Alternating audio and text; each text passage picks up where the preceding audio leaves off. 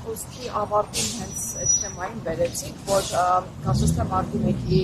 թեման դարձել է խաղաթուղթ ամեն ընտրության ժամանակ, այն ասեն,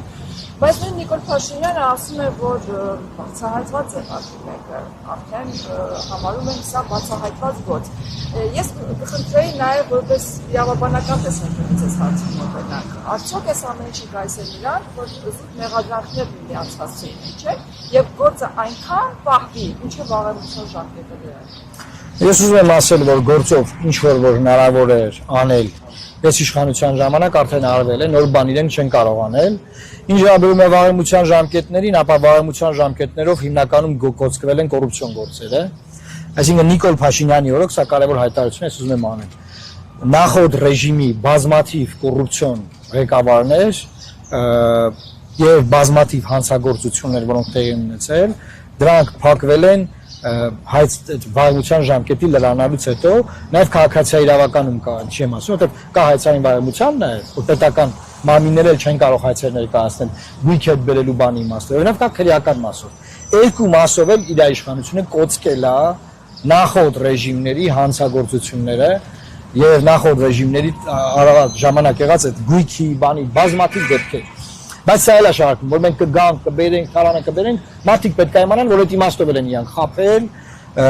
չեն արել, չեն անելու եւ դա էլ է սուտ։ Այսինքն դրան հավատալ ընտրել Նիկոլ Փաշինյանին բացարձակապես խայտարակություն կլինի։ Հավատալ, որ մարտի 1-ը դա բացահայտում է, նորից է բացահայտում, նորից է պատժում, դա էլ խայտարակություն կլինի։ Բայց ուզում եմ կենտրոնանամ այդ հարցի վրա։ Ինքը ինչ էր ասում էր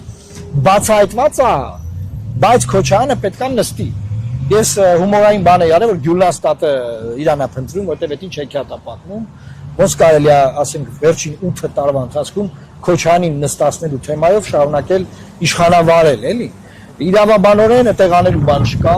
խաբում են, ոչ մեկ չի նստելու, ստում են, ուզում են վերընտրվեն, նորից էլի գնան պարլամենտում իրար հետ գնան գործողումների։ Ու տեղ խմեն, քեֆ անեն, Ստրասբուրգ գնան, բանը, այդ է եղել։ Վերջին 5 տարին տեսել ենք ինչ են արել։ Եվ նաև որ հումորային հաղորդումները սա կարևոր է։ Մարդ էր գրել կոմենտում, գրել էր պարոն Մարուկյան, որ ասել է Քոչարյանը պետք է նստի, նկատի ունի պարլամենտում պետք է նստի։ Նկատի չունի բան։ Չի խափում ինքը, էլի պետք է նստի, բայց որտեղ։ Պարլամենտում պետք է նստի, կառավարությունում նստի, չգիտենք։ Չէ՞ մենք միտեղ պետք է նստի, դա է իր ասած։ Իսկ գործը ինքնին վաղեմության ժամկետի թե այս գործերը չի։ Ես սպეციფიკայից եմ հիմա հիշողությունս բանանում, բայց ես որքանը որ իրազեկված եմ, գործով ոչ մի նոր բան իրենք այլևս չեն կարող անել, ինչ որ կա արել են, շարքել են բան են արել։ Այս նույն պատմությունը ունենք հոկտեմբերի 27-ի մասով, որ Մերրան շահարկելով, Մերրան այդ արյան վրա անդադար կարիերաներ անելով։ Այդ կարիերաները անողներից մեկը Քոչարյան Անդրանիկն է, մարտի 1-ով էլի Քոչարյան Անդրանիկն է, մի հատ հրաման էր, թե գաղտնի այդ հրամանով այնքան խոսած եկավ դառավ պատգամավոր Պաշտպանության հանձնաժողովի նախագահ։ Հետո ինչքան խոսացի Մայլ Ապիլյան պատերազմով այդ պաշտոնը պահեց։ Հիմա էլ խոսած 44 օրա պատերազմով, այն էլ արդեն այդ զեկույցը ոչ հրապարակում են, ոչ բան պաշտոնը դե բնականաբար էլ չի պահում։ Մի ամբողջ բան կարիերա, մի ամբողջ կյանք մարդը վայելեց մի հատ գաղտնի մարտի 1-ի 0030 գաղտնի հրամանով, մի հատ Ապիլյան պատերազմի զեկույցով, մի հատ էլ 44 օրա պատերազմ։ Բայց այստեղ բախվեց Գերանի։